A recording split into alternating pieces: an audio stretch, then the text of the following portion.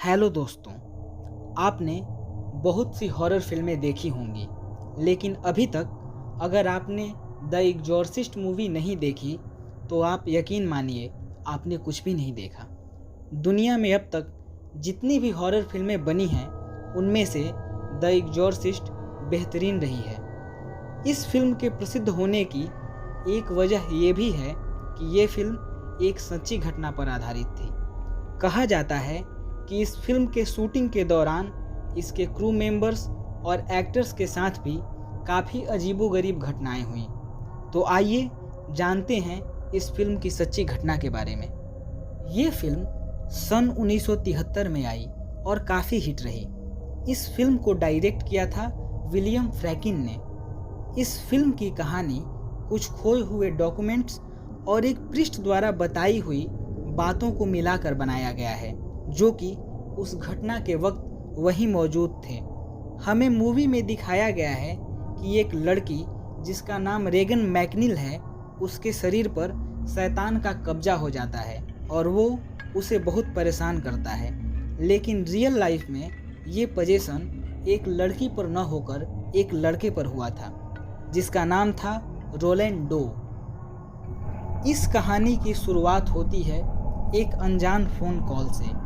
ये कॉल 52 साल के एक रोमन कैथोलिक प्रीस्ट विलियम बाउडर को आती है। विलियम उस वक्त सेंट लुइस मसूरी में रहते थे और ये कॉल उनके ही एक पुराने मित्र जिनका नाम रोमन बिशप था, उन्होंने किया था। विलियम खुद भी एक प्रीस्ट थे। रोमन का कहना था कि उन्हें एक अनजान महिला ने कॉल किया था और वो बता रही थी कि उसके बेटे पर किसी शैतान का कब्जा है। विलियम तकरीबन 26 साल से प्रीस्ट थे और उन्हें हर रोज इस तरह के कॉल आते रहते थे, मगर ज़्यादातर कॉल फेक होते थे, इसलिए विलियम इस ओर ध्यान नहीं देते थे। मगर इस बार कॉल उनके ही एक मित्र ने किया था, इसलिए विलियम इस बार उस महिला से मिलने के लिए तैयार हो गए। इसके बाद विलियम बिशप और उस लड़के के माता पिता के साथ सेंट लुइस के एक छोटे से घर में मीटिंग हुई। इस मीटिंग में उन्होंने रोलैंड डो के बारे में जानकारियां इकट्ठी की। इस घटना के वक्त रोलैंड की उम्र तकरीबन 14 वर्ष थी। रोलैंड का जन्म सन 1935 को जर्मनी के सिरका नामक एक जगह में हुआ था। रोलैंड डो की माता का कहना था कि उनके बेटे के साथ कुछ अजीबोगरीब चीज़ें हो रही हैं, जिसे ना तो वो समझ पा रही हैं और ना ही उसे कंट्रोल कर पा रही हैं। रोलैंड की मां का कहना था कि रोलैंड बचपन से ही काफ़ी शांत और शर्मीला स्वभाव का लड़का था। उनकी फैमिली एक दूसरे से काफ़ी घुली मिली थी। रोलैंड उनका इकलौता बेटा था।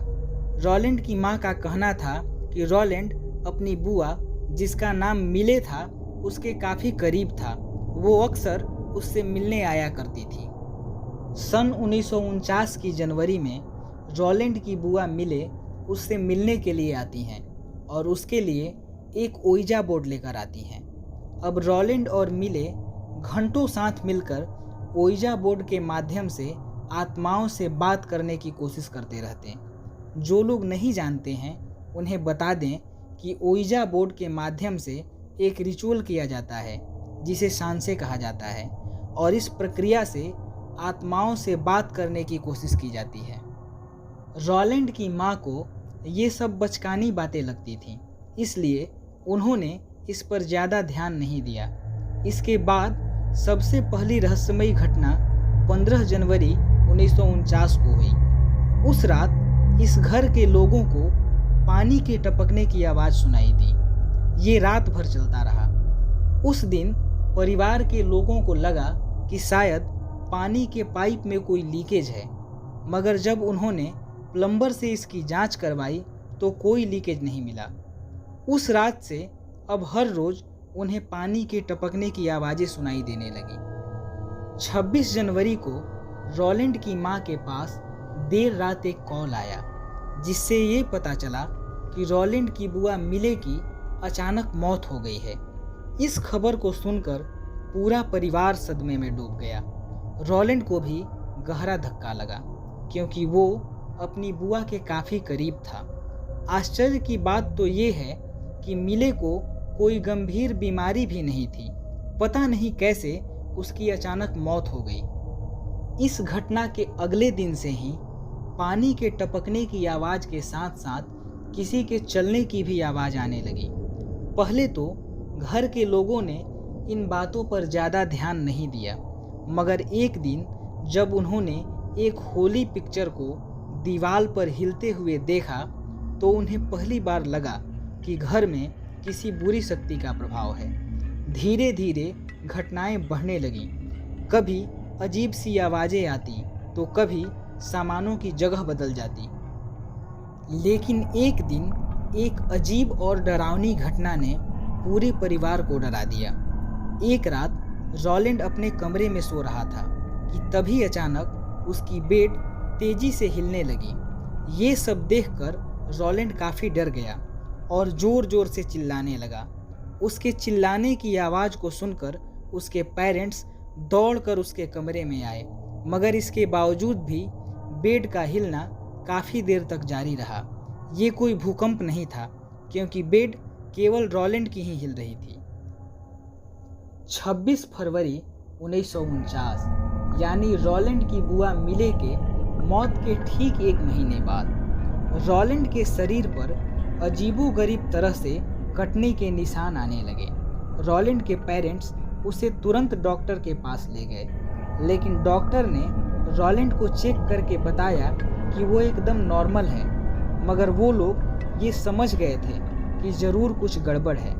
रॉलैंड के पेरेंट्स घर आए और उन्होंने ओइजा बोर्ड की मदद से मिले की आत्मा के साथ संपर्क करने की कोशिश की। मिले से संपर्क तो नहीं हो पाया, मगर रॉलैंड के शरीर पर कुछ नए घाव जरूर बन गए।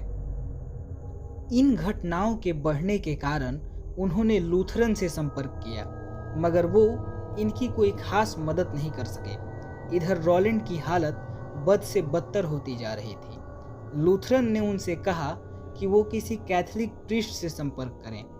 लूथरन के कहने पर ही रॉलैंडो के माता पिता ने रेमन बिशप से संपर्क किया और फिर बिशप विलियम को लेकर उनसे मिलने के लिए आए। रॉलैंड के पेरेंट्स से मिलने के बाद उन्होंने सारी बातों को समझा और अंत में रॉलैंड से मिलने का निर्णय लिया। रॉलैंड से मिलने के बाद बिशप और विलियम ने होली प्रेयर करने का फैसला लिया। जैसे ही उन्होंने प्रेयर की शुरुआत की, रॉलैंड अजीब तरह की आवाज़ों में चीखने लगा और उसके शरीर पर शैतानी संकेत भी बनने लगे। ये प्रेयर पूरे दिन तक चलता रहा, मगर इससे कोई खास फर्क नहीं पड़ा, बल्कि मामला और भी बिगड़ गया। ये सब देखकर फादर विलियम ने रॉलैंड के ऊपर एग्जॉर्सिज्म करने का फैसला किया। फादर विलियम ने फादर बिशप को एक डायरी मेंटेन करने को कहा, जिसमें वो पूरी घटना को लिखें। अब वो एग्जॉर्सिज्म करने के लिए तैयार थे। वो दोनों रॉलैंड के कमरे में पहुंचे और एग्जॉर्सिज्म की प्रक्रिया को शुरू की। एग्जॉर्सिज्म के शुरू होते ही रॉलैंड जोर जोर से अजीब तरह की आवाज़ों में चीखने लगा। वो उन्हें धक्का देता था और उन फादर्स का कहना था कि उसके धक्के में एक शक्तिशाली इंसान जितनी ताकत होती थी, जबकि रॉलैंड महज 13 साल का लड़का था। एग्जॉर्सिज्म के तीसरे दिन ही रॉलैंड उस कमरे की खिड़की को खोलने के लिए कहने लगा और फिर अचानक उसका शरीर शांत पड़ गया। अब रॉलैंड नॉर्मल बिहेव करने लगा था।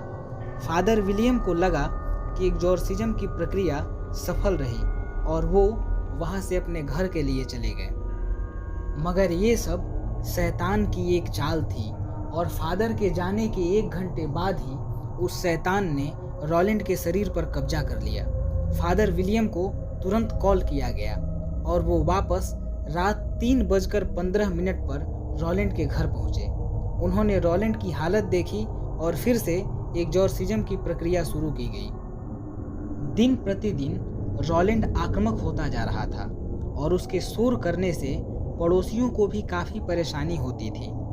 ये सब देखकर फादर विलियम ने रॉलैंड को सेंट लुइस में स्थित एक कैथोलिक हॉस्पिटल में ले जाने का निर्णय लिया। इस हॉस्पिटल को एलेक्जियन ब्रदर्स चलाते थे। 22 मार्च 1949 को फादर विलियम ने कुछ और प्रीस्ट को इकट्ठा किया। इन्हीं में से एक प्रीस्ट का नाम था वाल्टर हैलोरन। उन्होंने अपना बयान डिस्कवरी चैनल को दिया और उन्हीं के बयान के आधार पर इस घटना पर एक डॉक्यूमेंट्री बनाई गई। वाल्टर हैलोरन की मौत 1 मार्च 2005 को 83 वर्ष की उम्र में हुई। जब ये एग्जॉर्सिज्म किया गया था तब वो काफ़ी यंग थे और उन्होंने सारी घटनाओं को अपनी आंखों से देखा था। उन्होंने बताया था कि एग्जॉर्सिज्म के दौरान कई बार चीज़ें हवा में उड़ने लगती थीं। उनका कहना था कि रॉलैंड सभी प्रीस्ट को गंदी गंदी गालियां देता था। फादर विलियम के लिए ये काफ़ी मुश्किल था क्योंकि रॉलैंड सबसे अधिक उन्हीं को गंदी बातें बोलता था। कभी कभी वो उन पर पेशाब कर देता था, थूकता था, यहाँ तक कि उसने फादर हैलोरन की नाक तोड़ ली थी। धीरे धीरे समय बीतता गया मगर प्रीस्ट ने हार नहीं मानी। 31 मार्च को रॉलैंड ने एक डायरी और पेन मांगा और उस पे लिखा, I am a devil, in 10 days I will give a sign, अर्थात मैं शैतान हूँ और 10 दिनों के भीतर मैं एक संकेत दूंगा। एग्जॉर्सिज्म की प्रक्रिया ये कहती है कि एग्जॉर्सिस्ट को डेविल से कोई भी बात नहीं करनी चाहिए और शायद इसीलिए फादर विलियम ने उससे इस इशारे के बारे में कुछ भी नहीं पूछा। धीरे धीरे सबको लगने लगा कि रॉलैंड के ऊपर एग्जॉर्सिज्म की प्रक्रिया का कोई भी असर नहीं हो रहा है और तब फादर विलियम ने रॉलैंड के ऊपर बैप्टिज्म करने का निर्णय लिया। आपको बता दें कि बैप्टिज्म भी एक प्रक्रिया ही है मगर इसमें एग्जॉर्सिज्म की अपेक्षा ज़्यादा पॉजिटिव शक्तियों का उपयोग किया जाता है। बैप्टिज्म की प्रक्रिया शुरू होते ही रॉलैंड के तबीयत में काफ़ी सुधार होने लगी। रॉलैंड अब ज़्यादा दिनों तक शांत रहने लगा था। उसने उल्टी सीधी हरकतें भी कम कर दी थीं। फादर विलियम का कहना था कि वो शैतान को निकाल तो नहीं पा रहे हैं मगर एक होली स्पिरिट को रॉलैंड के अंदर डाल रहे हैं जिससे वो धीरे धीरे ठीक हो जाएगा। लेकिन एक दिन अचानक उसके शरीर पर फिर से जख्म बनने लगे और उसके सीने पर बड़े बड़े अक्षरों में एग्जिट लिखा हुआ था। फादर ने फिर से बैप्टिज्म शुरू किया। रॉलैंड कभी शैतान तो कभी भगवान की आवाज़ में बात करने लगा। ऐसा इसलिए हो रहा था क्योंकि रॉलैंड के शरीर में शैतान और भगवान दोनों थे, दोनों आपस में लड़ रहे थे। इसी दौरान अचानक धमाके जैसी आवाज़ हुई और हॉस्पिटल की बिजली चली गई। कुछ देर बाद जब बिजली आई तो सबने देखा कि रॉलैंड एकदम शांत पड़ा हुआ है। वो अब एकदम ठीक हो गया था। रॉलैंड ने फादर से कहा कि शैतान ने उसके शरीर को छोड़ दिया है। इस धमाके की आवाज़ को हॉस्पिटल में लगभग सबने सुना था। रॉलैंड के ऊपर करीब 28 दिनों तक एग्जॉर्सिज्म और बैप्टिज्म की प्रक्रियाएं चलती रहीं। ठीक हो जाने के बाद रॉलैंड अपने घर चला गया और फिर कभी भी उसे इस तरह की परेशानी का सामना नहीं करना पड़ा। रॉलैंड डो के असली नाम को काफ़ी दिनों तक गुप्त रखा गया ताकि कोई उसे पहचान न सके और वो अपनी बाकी की ज़िंदगी शांति से जी सके। लेकिन फिर भी ये बातें मीडिया में आ ही गई मगर जब फादर विलियम से पूछा गया तो उन्होंने इस पर कोई भी स्टेटमेंट देने से इनकार कर दिया। इस प्रक्रिया को तकरीबन 48 लोगों ने देखा था और फिर भी उस परिवार के पहचान को कई दिनों तक गुप्त रखा गया। अगर आप इस घटना पर बनी डॉक्यूमेंट्री को देखेंगे तो वहाँ रॉलैंड के नाम को रिचर्ड बताया गया है। अभी के समय में भी ये बात पक्के तौर पर कोई भी नहीं जानता कि ये परिवार कौन था जिसके साथ ये घटनाएं हुई, मगर सूत्रों की माने तो वो व्यक्ति अभी भी अमेरिका के पूर्वी भाग में रह रहा है और उसे इन घटनाओं के बारे में कुछ भी याद नहीं है। फादर विलियम की मौत सेंट लुइस में 86 वर्ष की उम्र में सन 1983 में हुई, मगर उन्होंने कभी भी इन घटनाओं का जिक्र नहीं किया। कई डॉक्टर्स की माने तो रॉलैंड जानबूझकर ये सब कर रहा था ताकि उसे थोड़ी सी पब्लिसिटी मिले, या फिर वो मानसिक तौर पर बीमार था। मगर प्रीस्ट का कहना था कि हमने इन बातों को काफ़ी गुप्त रखा था, तो पब्लिसिटी का तो सवाल ही पैदा नहीं होता। और अगर वो बीमार था तो इतने दिनों बाद अचानक ठीक कैसे हो गया। 1973 में इन्हीं घटनाओं का अध्ययन करके एक फिल्म बनाई गई जिसका नाम द एग्जॉर्सिस्ट था। ये फिल्म आज भी दुनिया की सबसे भूतिया फिल्मों में से एक है, और इस फिल्म को देखने के बाद आज भी आपके रोंगटे खड़े हो जाएंगे। तो ये थी फिल्म द एग्जॉर्सिस्ट की कहानी, जो कि रॉलैंड डो के जीवन में घटी सच्ची घटनाओं पर आधारित है। अगर आपको कहानी अच्छी लगी तो वीडियो को लाइक करें, शेयर करें, और इसी तरह की कहानियों को सुनने के लिए हमारे चैनल को सब्सक्राइब करें। धन्यवाद।